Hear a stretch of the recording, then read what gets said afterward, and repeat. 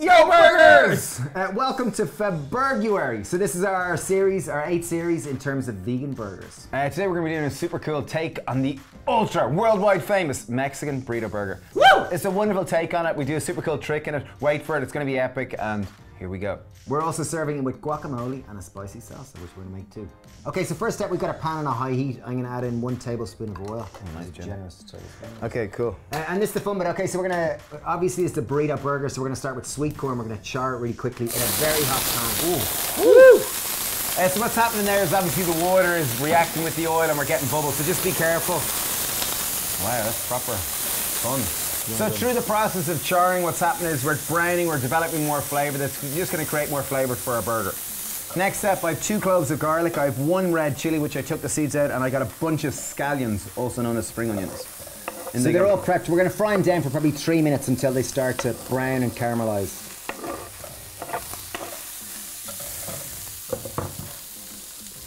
Next step, I'm going with a teaspoon of cumin seed.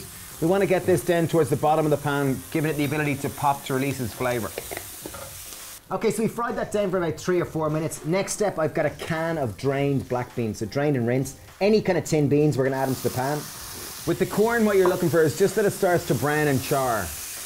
Okay, we're going in with spices. We got 2 teaspoons of ground cumin. So it's going to function different to the whole cumin seed. The whole cumin seed is going to add texture versus the cumin powder is going to distribute throughout the whole dish. We're going with about a third of a teaspoon of black pepper. And then, of course, my favourite, we're going to go with a bit of tamari. Tamari is originally from Mexico, isn't it, Dave? No. Anyway, it's going to add that nice umami note that will just bring another level to this dish. I'm going to go in with 2 tablespoons. 1 generous tablespoon. Lovely. The tamari is going to help deglaze that pan and take up some of those nice charred notes. So this is a burrito burger, as we said, so very important that we include our wraps.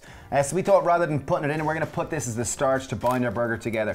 We simply toast them on a dry pan, and now we're just going to crush it and pop it in. Into the food processor, and we're going to blitz it just until it crumbles. 3, 2, 1. Okay, so we blitzed that for about 2 minutes. It's kind of like rough breadcrumbs. That's going to serve as the starch and the binder in these burrito burgers. So, next step. Get your twin to help steer in the rest. This is the main filling for the burger. So we're going to kind of gently pulse it until it starts to come together. Because you want that pop of colours.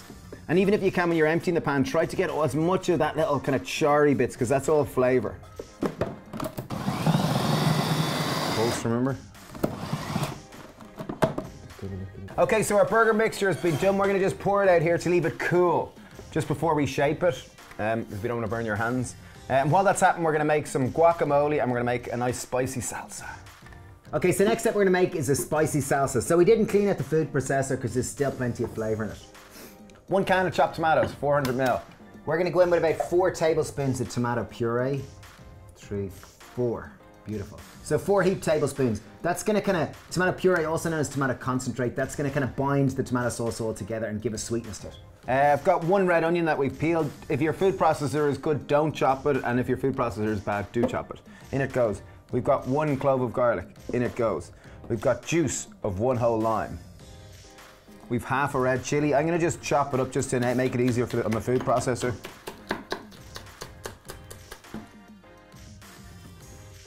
Kind of about half a teaspoon of smoked paprika. It's going to give a real smoky, oaky, delicious kind of taste to it. We're going to go with about half a teaspoon of salt. In it goes. Got a tablespoon of maple syrup or liquid sweetener of choice. And finally, a small bunch of coriander. Keep a little bit out just to garnish after. So make sure to include all the stalks, but give them just a chop first, because often they can get stuck in it and they don't blend properly. And obviously, if you don't like coriander, leave it out and just replace it with parsley or your favourite herb choice. I think chives would go well with parsley, I don't know. Boom. Okay, there we go. Boom. Let's give it a quick taste. Taste. Very nice.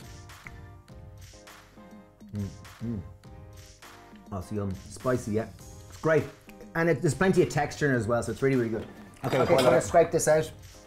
It's nice and light, isn't it? Zesty. Time to make a guacamole. Most important ingredient, try to get ripe avocados. We prefer Hass, that's the blacker avocado. It's more creamier, higher in fat, and more indulgent rather than the green Pinkerton one.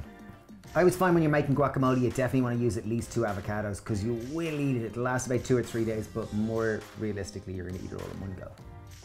Got 1 beef tomato, make sure it's nice and ripe. And if you like texture, just use like 5 cherry tomatoes instead. They work really well as well. Try to with tomatoes, use a serrated knife. It's much easier to chop it. Okay, so we just add the tomatoes to the avocado. Important for a good guacamole, a good generous pinch of salt. I love a taste of onion in my guacamole, so I'm going to use half an onion, finely chop it and pop it through it. We're using garlic powder instead of fresh garlic just because it's easier because we're just mashing it. I'm going with about 1/3 teaspoon of garlic powder. And it goes. We've got juice of 1 whole lemon. I find lemon is great, really good. Obviously use lime if you want. I'm squeezing it through my hands just so I catch all the pips. Again, going cilantro. We love cilantro or coriander. Again, try to incorporate all the stalks and don't waste any part of it. Just chop them nice and finely. We're going to go in with a decent pinch of black pepper, so it's probably about 1/8 teaspoon. Yeah, and last and final step, in with our cilantro or coriander. Obviously leave it out if you don't like coriander and replace with chive or parsley or mint or something that you like. And if you like your guacamole with a bit of texture, kind of fold it all together. But if you like it kind of mashed, more like I do, just kind of mash it all together. Get in there with a fork or even a potato masher if you're hardcore.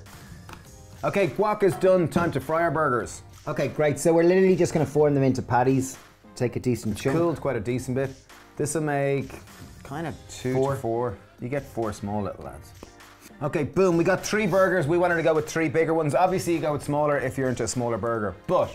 Pan on a high heat, I'm going to go in with another tablespoon of oil.